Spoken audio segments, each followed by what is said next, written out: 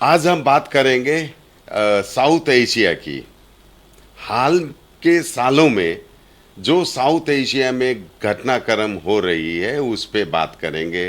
पहले श्रीलंका, फिर बाद में बांग्लादेश और अब नेपाल। आज हमारे साथ स्टूडियो में है श्री पराग विश्वास। स्वागत है Parag ji. He is very senior most journalist in this region. स्वागत है आपका एसके लाइव में। सीधा क्वेश्चन पे आते हैं, क्योंकि अभी जिस हिसाब से घटनाक्रम हो रहा है, पहले आपने देखा श्रीलंका, फिर बांग्लादेश और अभी नेपाल, और तीनों घटनाक्रम में देखिए कोई 3 दिन में, कोई 2 दिन में, तो अब मतलब कोई 4 दिन में, और यहाँ तो रिकॉर्ड हो गया कि भाई 2 दिन में सरकार गिर गई। तो सबसे पहले क्वेश्चन आपको मैं पूछ रहा हूँ कि भाई नेपाल पिछले 48 घंटा के घटनाक्रम को आप किस तरह देखते हैं? नमस्कार दर्शकों, नमस्कार सुवानी जी आपको। और सबसे पहले मैं आभारी हूँ इसके लाइव का, क्योंकि इस तरह की चर्चा होनी चाहिए थी। क्योंकि आपने शुरू में जैसा कहा कि भारत बीच में है और चारों तरफ के जो मुल्क है, पहले श्रीलंका, पाकिस्तान में भी हुआ, फिर इधर रुक करे हम बांग्लादेश, जो कि हमारा एकदम पड़ोसी है, यहाँ से 16 किलोमीटर की दूरी है एक बॉर्डर का, और दूसरा 24 किलोमीटर का नेपाल का। यहाँ से जहाँ हम स्टूडियो से बात कर रहे हैं लगभग 30-32 किलोमीटर का पानी टंकी का जो आउटपोस्ट है वो उसकी दूरी है। इसका असर बेशक हम पर पड़ता है, भारत पे पड़ता है। और सीधे मुद्दे पर अगर चले आए हम, तो आपने जैसा कहा कि नेपाल का थोड़ा अगर हिस्ट्री का, इतिहास का हम की तरफ रुख करें और जायज़ा ले सियासी स्थिति का नेपाल का, आप देखेंगे कि नेपाल में अस्थिरता पिछले 17 साल में बहुत ज़्यादा हुई है। जब से नेपाल एक रिपब्लिक हुआ है और जब से हिंदू राष्ट्र से हटकर नेपाल धर्मनिरपेक्षता के रास्ते पर चलना शुरू किया, और नेपाल के सत्ते खास करके माओइस्ट सेंटर का यानी वामपंथियों का असर हुआ। अब आप देखेंगे कि वहाँ के लोग फिलहाल जिस मुद्दे पर इस बार प्रोटेस्ट कर रहे हैं वो मुद्दा बहुत साधारण है। आपको मालूम है, सभी को मालूम है, अब तक सभी लोगों को मालूम पड़ गया, लेकिन मैं फिर से दोहराना चाहूँगी कि 26 सोशल मीडिया प्लेटफॉर्म को बैन किया गया था, क्योंकि वो रजिस्ट्रेशन रूल्स नहीं माना है नेपाल सरकार ने।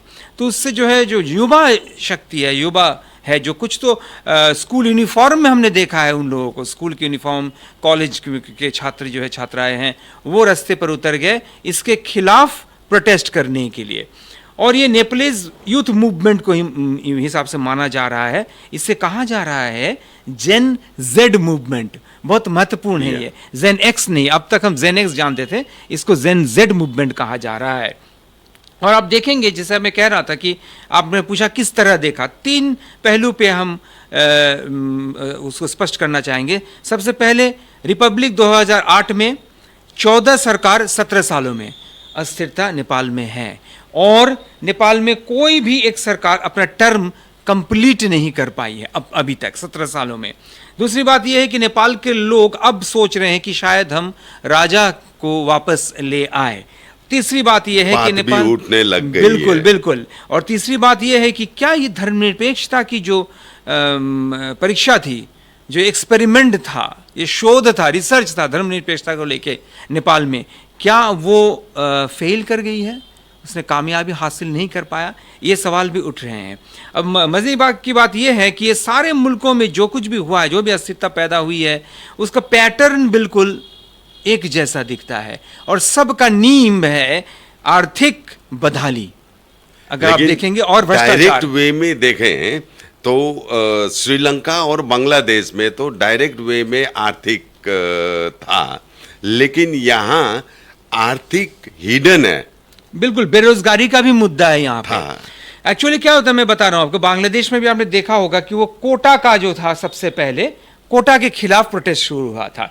सीधे तौर पे जो है भ्रष्टाचार पर और आर्थिक मुद्दे को लेकर नहीं शुरू हुआ था। फिर क्या होता है, आप देखेंगे जी, हामी नेपाल जो गोष्ठी है, जो कि मान लीजिए कुछ साल पहले बनी, 2015 में बनी थी, वो ये कहा जा रहा है कि वो किसी भी सियासत से जुड़ा हुआ नहीं है, किसी भी दल से जुड़ा हुआ नहीं है, लेकिन वहाँ के जो मेंबर्स हैं उन्होंने नेतृत्व दिया है इस सारा प्रोटेस्ट का। लेकिन अभी आप देखेंगे धीरे धीरे वो फिर बांग्लादेश की तरह राजनीतिक शक्ल अख्तियार कर चुका है, सियासी शक्ल अख्तियार कर चुका है। और वहाँ पर भी भ्रष्टाचार जैसे बांग्लादेश में मुद्दा था, यहाँ पर भी है। वहाँ पे यूनिवर्सिटी स्टूडेंट्स ने किया था, विद्यालय और महाविद्यालय के छात्रों ने किया था, विद्यार्थियों ने। यहाँ पर भी हम देख रहे हैं कि स्कूली बच्चे रास्ते पर आ रहे हैं। और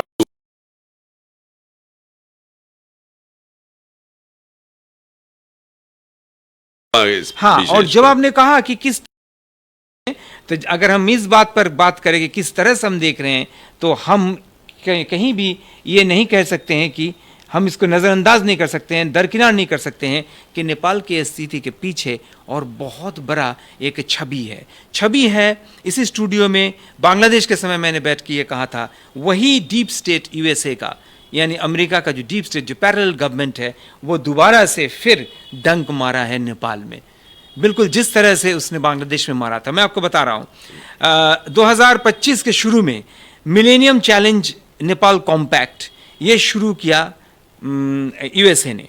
उसके अंतर्गत 500 मिलियन यूएस डॉलर्स का सहायता नेपाल को दी जानी थी। अब नेपाल के जो पीएम है वो शुरू से ही, अभी तक जो पीएम थे वो भारत की तरफ उनका रुख था, रुझान था, इनका चाइना की तरफ रुझान था। किस तरह हम समझते हैं, क्योंकि कोई भी नेपाल के जो राष्ट्र नेता हैं जो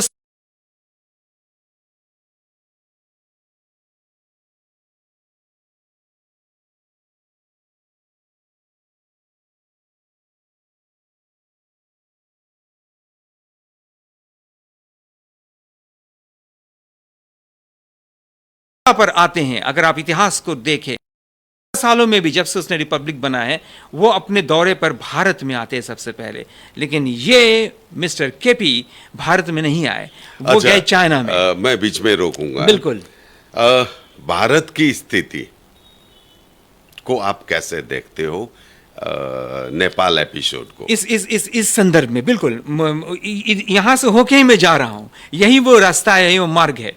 तो मैं बता रहा हूं आपको कि वो भारत की तरफ उन्होंने रुख नहीं किया, वो चाइना की तरफ रुख किया।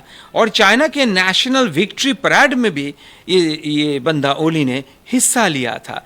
तो ये दोनों चीज़ों के वजह से यूएस को लगा कि शायद हम पीछे जा रहे हैं। फिर चाइना सामने आया उसका बेल्ट एंड रोड इनिशिएटिव लेके। इस तरह से क्या हुआ, दोनों में टकराव हो रहा है। और साउथ ईस्ट रीजन में, खास करके दक्षिण एशियाई देशों में, इस इलाके में, बंगाल के खाड़ी के इलाकों में, जिस वजह से चाइना और यूएसए अपना नियंत्रण बनाए रखना चाह रहा है, इसलिए क्योंकि स्ट्रेटेजिक लोकेशन बहुत महत्वपूर्ण है। ये दोनों मुल्कों में ये लड़ाई इसलिए हो रही है क्योंकि अगर देखिए, चाइना श्रीलंका के ऊपर भी बेस बनाया था, चाइना ने बनाया बेस, यूएस का एक या ऋण था वहां पे। अगर आप श्रीलंका की स्थिति को देखेंगे, वहां पे भी बेल्ट एंड रोड्स का लोन था। मैं आप आश्चर्य होंगे सुन के कि जो मुद्दा यहां पे मैं उठा रहा हूं कि चाइना के बेल्ट एंड रोड इनिशिएटिव के साथ टकराव हुआ अमेरिका के मिलेनियम चैलेंज नेपाल कॉम्पैक्ट का, दोनों ही ऊर्जा और रास्ते का प्रोजेक्ट था। चिकन नेक में जो आप बोल रहे हैं, अमेरिका चाइना तो मतलब ओके डायरेक्टली वो है। हम चाहेंगे हमारे व्यूअर्स को अमेरिका का रोल आप किस तरह से चिकन नेक में देख रहे हैं? चिकन नेक में बिल्कुल बिल्कुल बिल्कुल मैं बता रहा हूं। श्रीलंका का मैं खत्म कर लूं, वहां पे भी roads and belt and roads loan था। 41 मिलियन इसने डिफॉल्ट किया था विदेशी ऋण का, और चाइना वहां पे बेस बनाना चाह रहा था। यूएस ने सपोर्ट किया था, वो ऋण दिया था इन लोगों को, श्रीलंका को, इसलिए सत्ता पलट वहां पे हुआ। अमेरिका का रोल बहुत इंपॉर्टेंट है। अब आते हैं हमारे चिकन नेक पे। चिकन नेक बहुत ही महत्वपूर्ण इसलिए है क्योंकि यहां से होके हम चाइना तक जाते हैं नथुला के थ्रू से। यहां से 2 किलोमीटर ज्यादा दूर नहीं है सिलीगुड़ी से, मैं पहले भी कह चुका हूं। हाँ, ये पहले भी कह चुका हूं। चाइना ये चाह रहा है कि किसी भी तरह बंगाल, असम और नॉर्थ ईस्ट, ये तो पहले भी हुआ था, चाइना तेजपुर तक आ गई थी 1965 में, इस इलाके को अपने कब्जे में रखे, क्योंकि ये इलाका अपने कब्जे में रखना चाइना के लिए ज़्यादा सही है और चाइना के लिए ज़्यादा आसान है, क्योंकि यूएसए काफ़ी स्ट्रेटेजिकली, लोकेशन वाइज यूएसए काफ़ी दूर है चाइना से। और इस हमारे इस चिकन नेक इलाके से सबसे मुश्किल की बात यह है कि श्रीलंका तो दूर में है, पाकिस्तान दूर में है। बांग्लादेश की स्थिति की वजह से आप देखेंगे बांग्लादेश में क्यों हुआ। बांग्लादेश में शेख हसीना को यूएसए ने सहायता दिया कि जनवरी में 2024 के जनवरी में वो वापस सत्ता में आ सके, जिसको लेके काफ़ी चर्चा हुई, आलोचना हुई। लोगों ने क्रिटिसाइज किया इंटरनेशनल फोरम पे कि ये तो जो है ये इलेक्शन पूरा रिग्ड इलेक्शन था, जो मैंने पूरा वोट का चोरी करके उन्होंने जीता था। फिर जब यूएस बेस बनाना चाहा सेंट मार्टिन आइलैंड में, जो कि हमारे यहाँ से ज़्यादा दूर है नहीं, स्ट्रेटेजिक लोकेशन है बे ऑफ बंगाल में, वहाँ पर यूएस आर्मी जब बनाना चाहा तो हसीना ने उसको रोक दिया। फिर हसीना का सत्ता पलट हुआ। अब ये जो सत्ता पलट दो जगह पे हुई है, नेपाल और बांग्लादेश। अब देखिए हमारे ये चिकन नेक उसी जगह पर आ रही है। अब ये जो दोनों यहाँ पे नियंत्रण बनाना चाह रहा है, ये नियंत्रण बनाने के लिए बहुत महत्वपूर्ण है कि बांग्लादेश से घुसपैठी और नेपाल से तो लोग भागेंगे ही अभी, और बॉर्डर को किस तरीके से भारतीय फॉरेन पॉलिसी के अनुसार विदेश नीति और विदेश मंत्रक किस तरीके से इस स्थिति को देखते हैं, वो जायजा ले रहे हैं। किस तरीके से सरहद को वो ब्लॉक करेंगे या नहीं करेंगे। सशस्त्र सीमा बल वहाँ पे है, आउटपोस्ट्स हैं, बीएसएफ है, क्योंकि यहाँ पे नेपाल के साथ हमारा दोस्ती था। नेपाल के साथ जो है बॉर्डर उतना सील्ड नहीं है जितना कि बांग्लादेश के साथ सील्ड है। फिर भी घुसपैठिए यहाँ पे आ रहे हैं, तो नेपाल से घुसपैठिया यहाँ पे आ सकते हैं। ये एक अंदेशा है, ये डर है। दूसरा, जितना घुसपैठिया यहाँ पे आएंगे, यहाँ का डेमोग्राफी बदलेगा। नंबर 1, जो पॉपुलेशन का परसेंटेज है, वहाँ का जो डेमोग्राफी है वो बदलेगा। नंबर 2, बहुत महत्वपूर्ण स्थिति ये है कि जैसे ज़्यादा लोग आएंगे, यहाँ के बहुत स्कूलों में आप खबर लेके देखिए, मैं आपको बता रहा हूँ, बहुत सारे बांग्लादेश के लड़कों को यहाँ पर दाखिला मिला है स्कूल्स में। मैं खास करके कह रहा हूँ जो बंगाल के वेस्ट बंगाल बोर्ड के स्कूल्स हैं। सही है, क्योंकि वो आए हैं यहाँ पे, वो सिटीजनशिप लिए हैं और फिर उन्होंने दाखिला हासिल किया है। इससे हमारी जो आर्थिक स्थिति है उस पर एक दबाव तो पड़ेगा ही, कोई दो राय नहीं है। दूसरी बात यह है कि नेपाल के साथ बांग्लादेश के साथ हमारा उस वैसा स्थिति नहीं था। नेपाल के साथ हमारा स्थिति जो संबंध बहुत आसान है। बहुत सारे इस वक्त जब मैं बात कर रहा हूँ, बहुत सारे लोग नेपाल में हैं, और बांग्लादेश और नेपाल जैसे छोटे मुल्कों के बगल में अगर कोई बड़ा मुल्क रहा तो एक समस्या है। अगर चाइना भी कंट्रोल करना चाह रहा है तो मैं समझता हूँ इस स्थिति में भारत को कूदना चाहिए इस मसले में। अच्छा, मैं एक चीज आपको रोक के पूछता हूँ। नेपाल में जो घटनाक्रम घटी, ओके, और आप बोल रहे हैं जैसे कि ओली साहब पहले चाइना गए इंस्टेड ऑफ इंडिया, राइट। अब अभी जो घटनाक्रम घटी है, और दूसरा आपने मतलब ये भी कहा था हिंदुत्व से हटके जब ये किया तो उसके बाद स्थिरता देखने को नहीं मिली। और अभी जो घटनाक्रम है, नहीं, ये मैंने नहीं कहा, ये लोगों का सोच है, वहाँ सोच है वही। और अभी की जो घटनाक्रम है उसमें भारत का कुछ रोल हो सकता है या नहीं, या मतलब आपको क्या लगता है आपके हिसाब से? देखिए, कोई भी एक छोटा मुल्क है, आसपास में बड़ा कोई मुल्क है, तो वो उस पर कंट्रोल, नियंत्रण हासिल करना चाहेगा हर तरीके से। वो आप मान लीजिए ट्रेड के तरीके से, आयात निर्यात के जरिए, या वहाँ के तहजीब के ऊपर अपना तहजीब थोप देना। मैं एकदम सीधी बात कर रहा हूँ आपको। और चूंकि भारत में वहाँ पे भी हिंदू पॉपुलेशन ज़्यादा है, जनसंख्या अगर 2021 का उनका नेपाल का अगर आप आंकड़ा देखें तो 81.9% हिंदू हैं वहाँ पे, 5% मुस्लिम्स है, और बुद्धिस्ट है करीब 8%, बाकी क्रिश्चियंस है। तो भारत के डेमोग्राफी के साथ वहाँ का डेमोग्राफी काफ़ी मिलता है। यहाँ पे मुस्लिम के, हमारे मुस्लिम भाइयों का तादाद ज़्यादा है, बुद्धिस्ट का उतना नहीं है। तो इस तरह के मुल्क को देख के नेपाल ने भी ये तय किया था कि वो सेकुलर बने, धर्मनिरपेक्ष बने। भारत का हाथ ये हो सकता है कि अभी जो स्थिति उत्पन्न हुई है, अगर नेपाल और बांग्लादेश में अस्थिरता पैदा होती है तो भारत पर असर पड़ेगा 100% पड़ेगा। अब भारत कोशिश करेगा वहाँ पे अस्थिरता पैदा ना हो, वहाँ पे स्थिरता बनी रही, क्योंकि अगर स्टेबिलिटी ने, पाकिस्तान में अगर स्थिरता होती है तो भारत को लाभ मिलेगा। अब सिचुएशन को देखिए, क्योंकि वो उसके पाकिस्तान के साथ दुश्मनी है ही, और पाकिस्तान में अस्थिरता ये तो एक बहुत पुरानी बात है। एक ज़माने में लोग कहते थे कि सुबह आप उठकर ब्रश करते करते रेडियो में सुनिए कि आज पाकिस्तान का वज़ीर आज़म कौन है, क्योंकि पाकिस्तान में सत्ता पलट हर 6 महीने 3 महीने पर बाद या साल बाद 12 महीने बाद होता रहता था, तो ये आम बात है। Sri Lanka has surprise the international community. पहले श्रीलंका पर डंक मारा यूएस और चाइना ने, वहां पे कन्फ्लिक्ट हुआ, फिर बांग्लादेश पे हुआ कन्फ्लिक्ट, फिर हुआ नेपाल में कन्फ्लिक्ट। अब आप इस तरीके से देखिए इस चीज को कि भारत का भूमिका से ज्यादा इंपॉर्टेंट है कि भारत पे असर क्या पड़ेगा इसका। जानबूझ के भारत पर ये किया जा रहा है ताकि भारत के बॉर्डर में अगर अस्थिरता रहा तो भारत की अर्थनीति पर एक दबाव रहेगा। अगर मान लीजिए आप एक घर में बैठे हुए हैं, आपका बहुत बड़ा घर है, 2300 स्क्वायर फीट का आपका घर है या 4000 स्क्वायर फीट का आपका घर है, बगल में आपका पड़ोसी का 600 स्क्वायर फीट का घर है, फिर ऊपर में आपका पड़ोसी का 500 करके 4 पड़ोसी का घर है। अगर वहां पर कुछ झगड़ा होता है, आप रात को इत्मीनान से सो नहीं पाइएगा। So the same thing is been created to disturb India. अब एक और टाइमिंग देखिए आप, भारत रशिया और चाइना की तरफ भी थोड़ा रुख बना रहा है मोदी का विजिट। आप टाइमिंग देखिए एक बार। अमेरिका को समझ में आ गया, ट्रंप को, कि ऑपरेशन सिंदूर के बाद जिस तरीके से ट्रंप ने यह कहा कि मैंने दोनों में अमन करवाया और मैंने जो है ट्रीटी साइन करवाया वगैरह वगैरह, मैंने पीस करवाया, ये जो अमन लाया, तो नोबेल प्राइज के लिए, नोबेल प्राइज के नहीं, वो नोबेल प्राइज के लिए उन्होंने किया।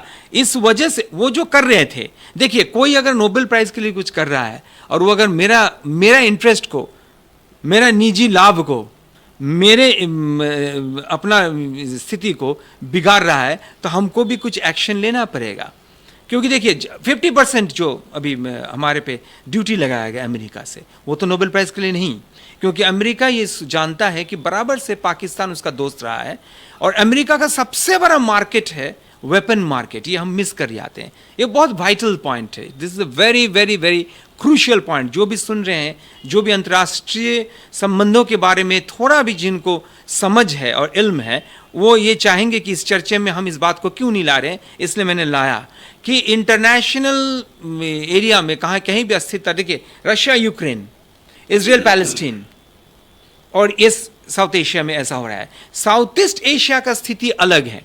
बहुत सारे लोग ये कहते हैं कि साउथ ईस्ट एशिया में भी शायद नियंत्रण पाने की कोशिश हो सकता है, और छोटे मुल्कों में अस्थिरता पैदा करना बहुत आसान होता है, जहाँ खास करके जहाँ पे एक इतिहास हो रजवाड़े का, राजाओं का, ये बहुत बड़ी चीज़ होती है।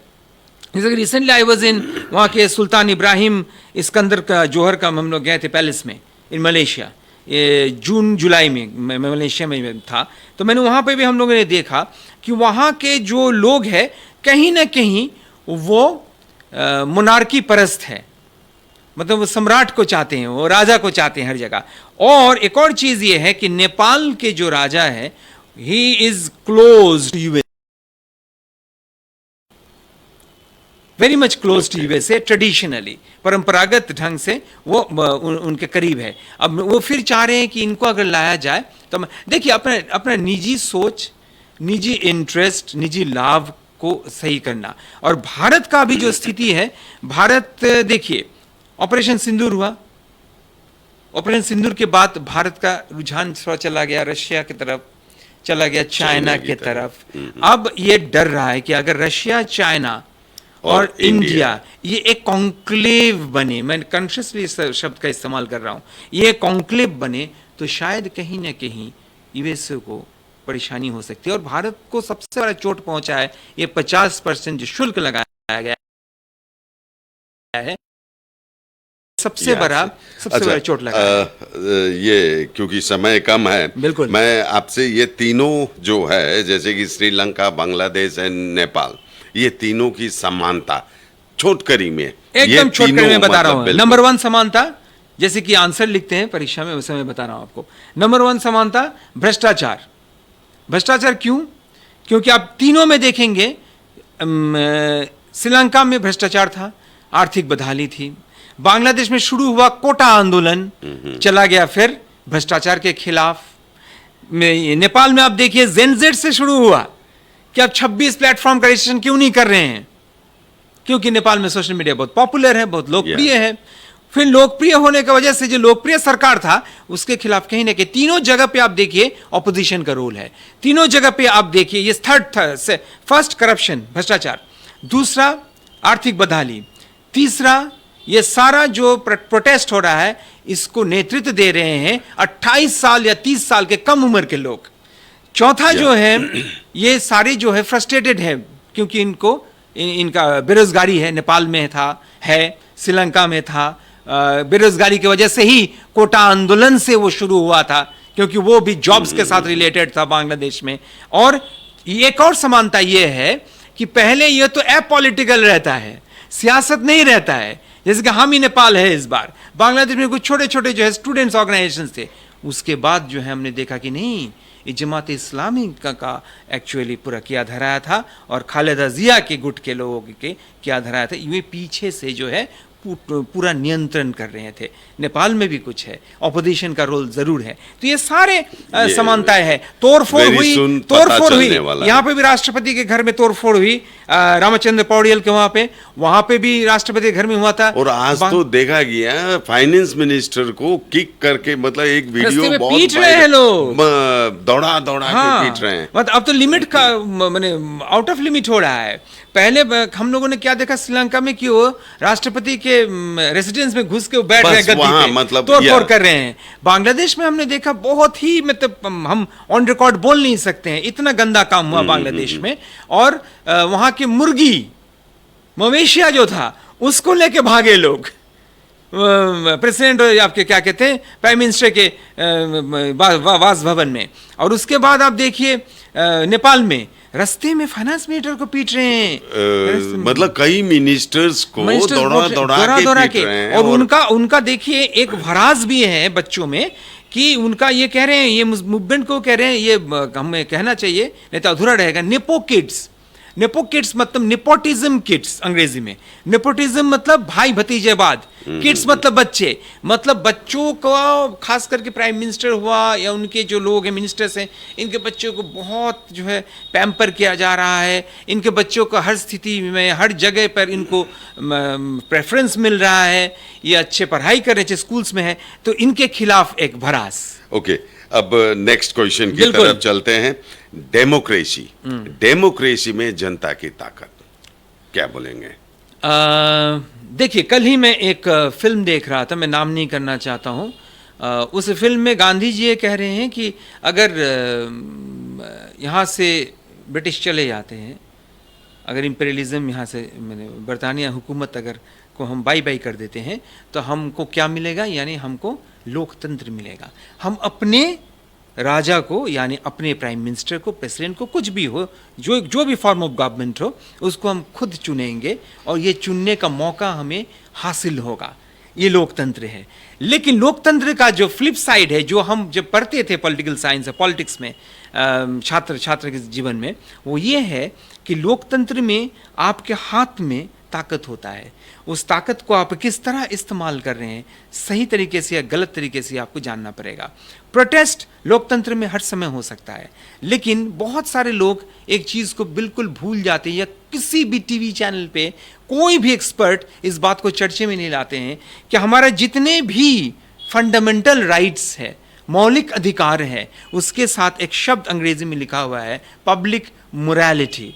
यानी आप तब तक अपना सब कुछ निछावर कर सकते हो, आप प्रोटेस्ट कर सकते हो हर तरह के तानाशाह के खिलाफ। अगर कोई भी एक democratically elected head of the state वो तानाशाह बन जाते, फैसिस्ट बन जाते, उसके खिलाफ आप कर सकते हो। आप अदालत में जा सकते हो, आप ICJ में जा सकते हो, हेग में, नीदरलैंड्स में, इंटरनेशनल कोर्ट ऑफ जस्टिस में, लेकिन आप कानून को अपने हाथ में नहीं ले सकते हो। आप मवेशियों को लेकर भाग नहीं सकते हो, आप तोड़फोड़ नहीं कर सकते हो जैसा आपने श्रीलंका में किया है। आप किसी मिनिस्टर को रास्ते पे फेंक के मार नहीं सकते हो। उस आदमी का भी एक मौलिक अधिकार है, दैट इज पब्लिक मोरालिटी। ये हर गणतंत्र में होनी चाहिए, हर लोकतंत्र में होना चाहिए, हर प्रजातंत्र में होनी चाहिए। ये यहाँ पे कहीं ना कहीं हानिकारक सिद्ध हो रही है। और ये सरहद हमारे कॉमन बॉर्डर्स है, बिहार के साथ है, बंगाल के साथ है, असम के साथ है, इतने सारे देश के, पाकिस्तान के साथ है, श्रीलंका के साथ, साउथ इंडिया है। तो यहाँ पे मैं समझता हूँ कि जो नए पीढ़ी के लोग हैं उन पर कोई ना कोई असर तो पड़ रहा है, क्योंकि इतने सारे नई पीढ़ी के लोग अगर लोकतंत्र को गलत तरीके से इस्तेमाल कर रहे हैं, तो आप इसको हटाइए। कभी भरास होता है, खून गर्म होता है, सही, लेकिन आप जब ये कर रहे हो, public morality should be there. और कहीं भी अगर होता है, एक चीज़ आप याद रखिएगा सर, आप एक कहीं पे काम कर रहे हो, आपके किसी स्टाफ मेंबर्स पर किसी ने हाथ उठाया तो आप प्रोटेस्ट करते हो कि आप मारा पीटी क्यों कर रहे हो, क्योंकि आपको पता है कि कल को वो आदमी या कोई दूसरा आदमी अगर हम कमज़ोर पड़ जाए एज एन ऑर्गेनाइजेशन तो हम पर आके हाथ उठा सकता है। ये साउथ ईस्ट एशिया हमारा पूरा सार्क कंट्रीज़ है, ये हम भूल रहे हैं। ये सार्क कंट्रीज़ है जिसको हुसैन मोहम्मद एरशाद और उस समय राजीव गांधी ने पहल किया था, उसके तहत हम हैं। सार्क कंट्रीज़ भी एक परिवार है, ये उनका सपना था। जैसे कि लीग ऑफ नेशंस के बाद नॉन लाइन मूवमेंट आया था, यूएनओ आया था, सपना था। इसको साकार करने के लिए बहुत ज़रूरी है कि भारत को भी एक कदम उठाना चाहिए। अब तो चाइना के काफ़ी करीब पहुंच चुका है। अब चाइना के साथ भारत का दोस्ती है, जो मोदी साहब समझ रहे हैं, जो कि मोदी साहब पहले समझे थे कि ट्रंप शायद उनके बहुत बड़े दोस्त हैं, कहीं ना कहीं वो धक्का पहुंचा है उस सोच में। चलिए इस बारे में हम लोग मतलब क्योंकि देखिए ये अब एक चाइना को भी अलग देख सकते हैं, डिस्कशन हो गया। अभी हम चाइना को भी देख सकते हैं। अगर चाइना को नहीं, एज ए फ्रेंड हम लोग अगर मतलब अभी it's too early, it is very important. No, मैं ये कह रहा हूँ अगर चाइना को आजमाने का समय है ये, अगर आपने आजमाया है यूएस को, तो आप चाइना को भी आजमाने का ये समय है कि इस तरह की स्थितियों को यहाँ पे रोके, सारे लोग मिलकर रोके। अगर पीस कीपिंग फोर्स की जरूरत पड़े तो रोकना चाहिए। चलिए अब फटाफट बताइए, नेपाल जो अभी घटनाक्रम हो रहा है या अभी होने वाला है, जैसे कि प्रधानमंत्री देन होम मिनिस्टर ने भी मतलब इस्तीफा दे दिया है, व्हाट नेक्स्ट, आप क्या देखते हो? अगर यूएस का रोल यहाँ पे है और चाइना के साथ टक्कर में है तो शायद मोनार्की वापस आएगा या फिर कोई नया सरकार लोग लाना चाह रहे हैं। आपने एक सवाल पूछा था बीच में कि ऑपोजिशन का रोल क्या है। ऑपोजिशन का रोल अगर है तो बांग्लादेश जैसा होगा। अभी देखिए, अमेरिका जब भी कहीं पे अस्थिरता पैदा करने की कोशिश करता है, उसके पास प्लान बी भी होता है, प्लान ए भी होता है। यहाँ पे हो सकता है कि वो मुनार को वापस लाए और कोई नया एक रिजीम यहाँ पे वापस आए। और एक चीज़ जो नेपाल में हुआ है जो कि बहुत ही दर्दनाक है, मैं आपको बताना चाहूँगा, वो ये है कि जितने भी अभी तक नेपाल में लोग आए हैं सत्ता पे, हर किसी के खिलाफ नेपाल के जो आवाम है उनका कुछ ना कुछ भरास है। अगर ये भरास है तो आपको समझना पड़ेगा। जैसे देखिए, दाहाल प्रचंड के खिलाफ है, 5 बार के पीएम रह चुके शेर बहादुर देवा के खिलाफ है। वो ये चाह रहे हैं कि कुछ नया हो। अब नया क्या? अगर मोनार्की आती है तो उसको आप कैसे देख रहे हो? देखिए, अगर मोनार्की आती है तो कुछ भी आए, हम बांग्लादेश में भी ये हमने कहा था, कुछ भी आया हम ये सोचेंगे कि अगर भ्रष्टाचार सही में था, आर्थिक बदहाली थी, वहाँ पे बेरोजगार था, इसके लिए अगर नवजुवक जो है, युवा जो रास्ते पर उतरे हैं, उनका जो मकसद था कि नया एक सत्ता में कोई दूसरा दल आए या मोनार्की वापस आए, उनका जो डिमांड है उसमें जो नया सत्ता आए, वहाँ पे जो नया पार्टी या नए लोग आए, वो नेपाल के भला करे, न कि बांग्लादेश जैसा जहाँ पे बहुत सारी हिंसाएं हुई है। वो आर्थिक हिंसा हुआ है, वो कम्युनल हिंसा हुआ है, ये इस तरीके का नहीं होनी चाहिए। अस्थिरता अगर है कहीं भी है, किस कोने में, साउथ ईस्ट एशिया में या साउथ एशिया में, तो भारत पर असर पड़ेगा, मेरे पे, आप पे और हमारे दर्शकों पर भी कहीं ना कहीं डायरेक्ट या इनडायरेक्ट इफेक्ट उसका पड़ेगा। थैंक यू वेरी मच पराग साहब, आपने हमको एसके लाइव को समय दिया और इतनी बड़ी गहन मतलब हम लोग बातचीत कर पाए। दर्शक वृंद आप मतलब समझ गए होंगे, इसी तरह की चर्चा करते रहेंगे। देखते रहिए एसके लाइव न्यूज़, आपका समय आपकी खबर। Thank you.